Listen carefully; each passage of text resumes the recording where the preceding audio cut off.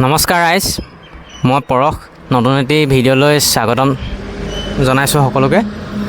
আৰু আজি আমাৰ গাঁৱতে উপস্থিত আছোঁ, চেৱাগুৰি গাঁও সমূহ চেৱাগুৰি গাঁওবাসীৰ সহযোগত আজি মহান শিল্পী জুবিন গাৰ্গদেৱৰ নামত আমি নাহৰ পুলি ৰোপণ কৰি আছোঁ। আৰু আমি বৰ্তমান উপস্থিত আছোঁ চেৱাগুৰি শনিবৰীয়া বজাৰত।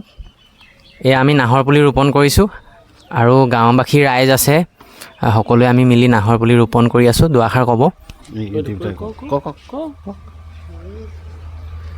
আজি আমি এই গাঁৱৰে মানুহ গোট খাই নাহৰ পুলি ৰোপণ কৰিছোঁ জুবিনদাৰ নামত। আমি জুবিনদাই যিহেতু নাহৰ পুলি ভাল পাইছিলে, আমিও নাহৰক ভাল পাবলৈ জুবিনদাৰ পৰাই শিকিলোঁ। গতিকে আমি বেছি নকওঁ, এতিয়া আমাৰ এটাই দাবী, জাষ্টিছ ফৰ জুবিন গাৰ্গ। আমাৰ ন্যায় লাগে আৰু জুবিনদাৰ নামত আমি সদায় ন্যায় বিচাৰি যাম। ধন্যবাদ। জয় জুবিনদা। জয় জুবিনদা। আৰু আমাৰ আই মাতৃসকলো আছে, আৰু মানুহ আছিলে। মোৰ আহোঁতে অকণমান পলম হ'ল। আমি পাছলৈও ইয়াত বজাৰৰ সাপ্তাহিক বজাৰৰ পাছফালে আছে আপোনাৰ অমিত সৰোবৰৰ কাষে কাষে গছপুলি ৰোপণ কৰা হ'ল। বিভিন্ন ধৰণৰ মানুহ কেইবাজনো ব্যক্তি আহিছিলে, জ্যেষ্ঠ ব্যক্তি, আৰু গাঁৱৰ বহুত ৰাইজ আছিলে। আচলতে মোৰ অহা পলম হোৱাৰ বাবে আমি ভিডিঅ'টো দেৰিকৈ প্ৰস্তুত কৰিবলগীয়া হ'ল। আৰু আমাৰ আই মাতৃসকল আছে, তেখেতলোককো দুআষাৰ মই ক'বলৈ অনুৰোধ জনালোঁ। হয়, নমস্কাৰ।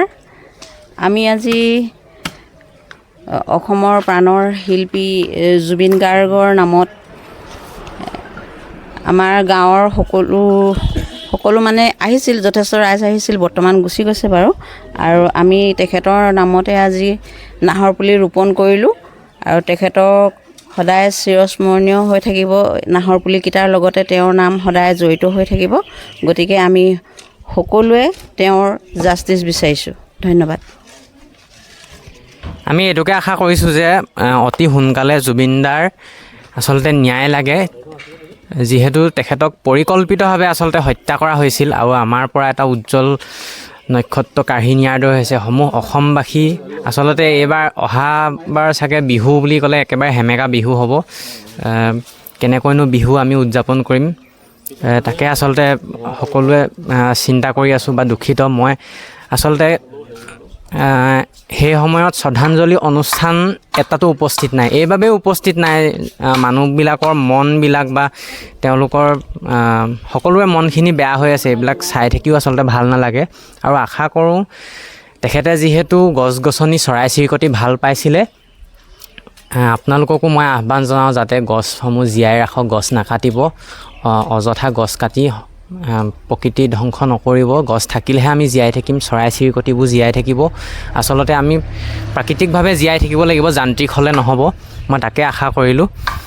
আৰু ভিডিঅ'টি ইমানতে সামৰণি মাৰিছোঁ। জাষ্টিছ ফৰ জুবিনদা। আমি সকলোৱে জুবিনদাৰ ন্যায় বিচাৰি, আৰু আহক আমি সকলোৱে মিলি তেখেতৰ আত্মাৰ সদগতিৰ কাৰণে নাহৰ পুলি ৰোপণ কৰোঁ। ধন্যবাদ।